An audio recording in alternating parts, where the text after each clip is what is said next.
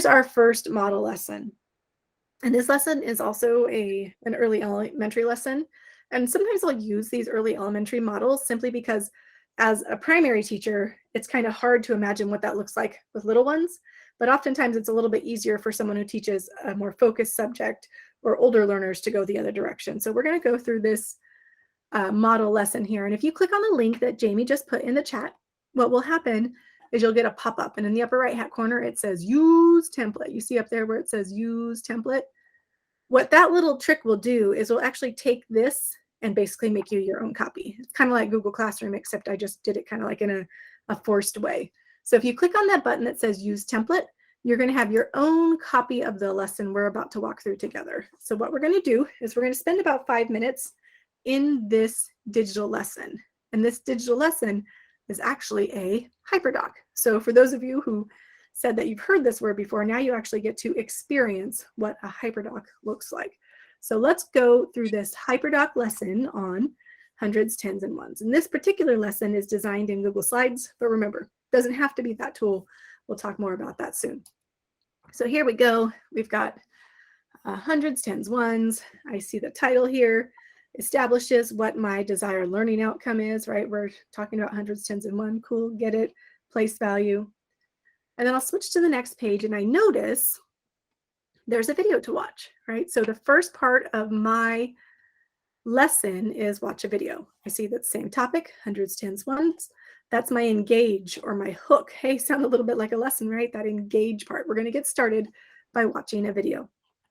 We won't watch the video now, but I do notice that this video is what we call embedded.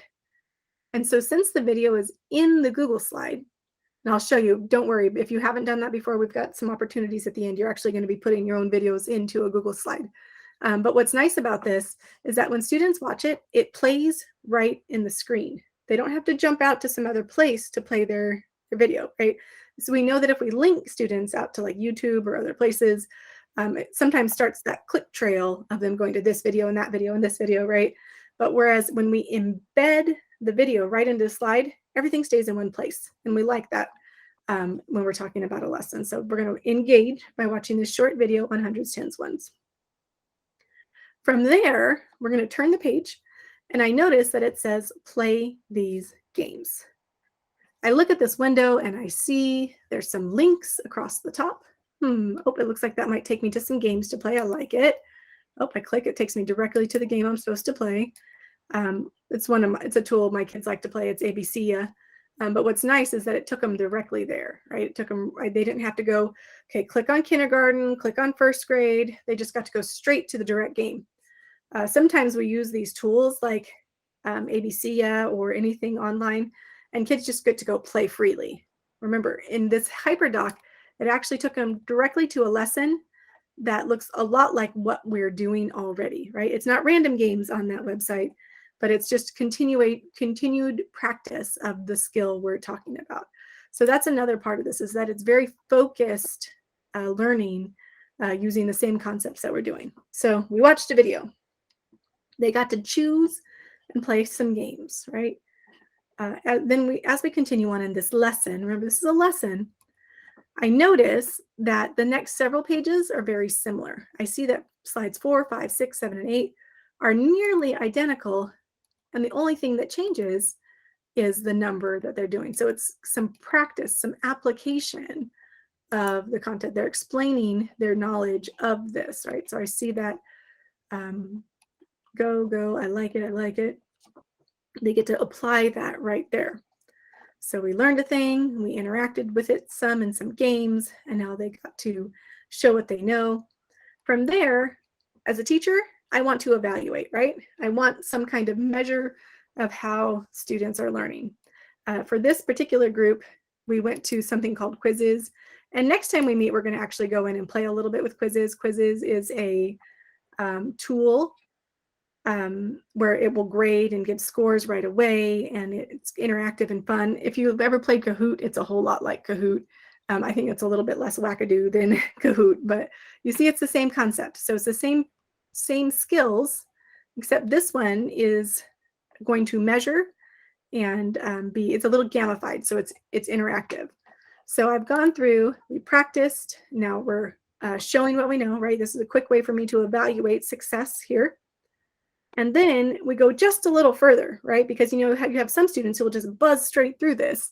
So we've got some extension videos there, some additional practice for kiddos who might finish the other content sooner, and even going one more level where there's an activity for them to practice in a Jamboard.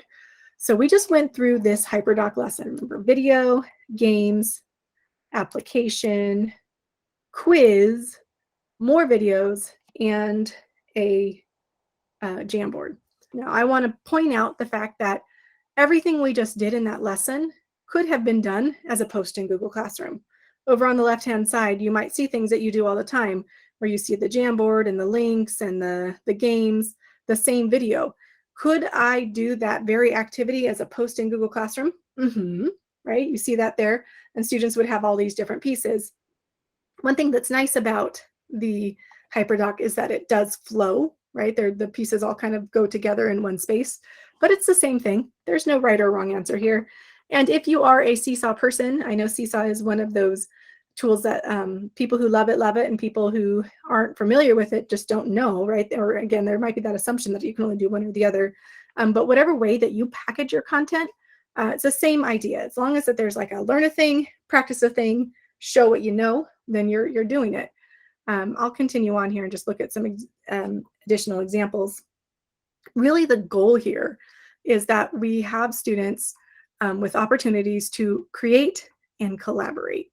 This volcano HyperDoc is one of my favorites, simply because it is, it's got this little spark here, right? That engage piece we talked about.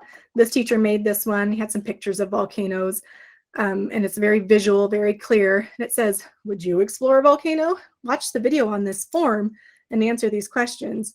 And when you go to the form, you see, oh, there's this video embedded right in this Google form. They watch the video right here. Man, that's pretty cool. Notice how it's right here.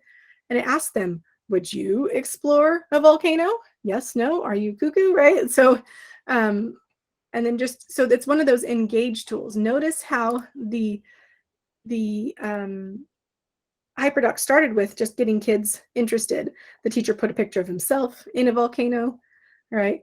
And then there's some additional tools all linked there. But see how it's different than the slides?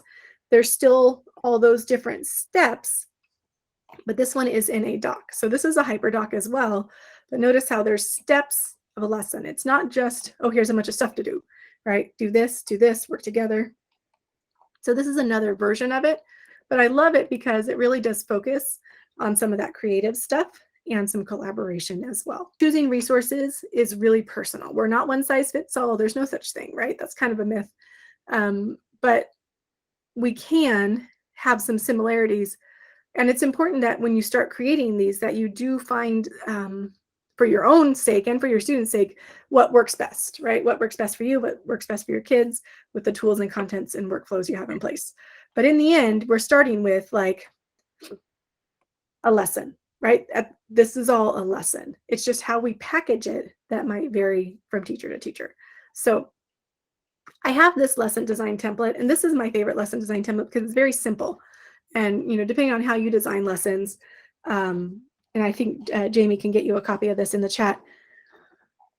It helps me plan what I'm doing, and it kind of keeps me focused on the goal, because we do want to start with our lesson objective in mind. In a few minutes, you're going to be planning your own lesson, and you have to be thinking ahead already before we even get there. What is my desired learning outcome? What is the purpose of this little mini lesson I'm about to put together as a HyperDoc? For me, I'm going to model a lesson in graphing, right? In creating a bar graph. But what's a lesson you have coming up? Because when you're planning a lesson, you want to start with that desired learning outcome in mind. And you may just want to list some apps, tools, and resources that you'll need to accomplish that. But then when I'm thinking about the flow, right, the steps of the lesson, I think of each of those parts. So if I'm looking at the hundreds, tens, and ones, what was the introduction or the hook? Oh, it was a video. So the first step is students watch the video. And then there's some opportunities to practice. We have to just make sure that we have, something in each step of the lesson. And it might not be something in both sides. As we're doing our blended lessons, maybe a lot of this is very heavy on student to start, and it finishes with the teacher, feedback and content. Or maybe it starts with the teacher and finishes with student creation. But really, the path you take is going to be up to you. And when we get to one, that'll make a little bit more sense. But remember, we want to essentially hook our kids in, share some new learning, maybe a video or some instruction, play with it some, interact with that content, and then measure success, right? What is that success criteria? How will they know if they've learned it?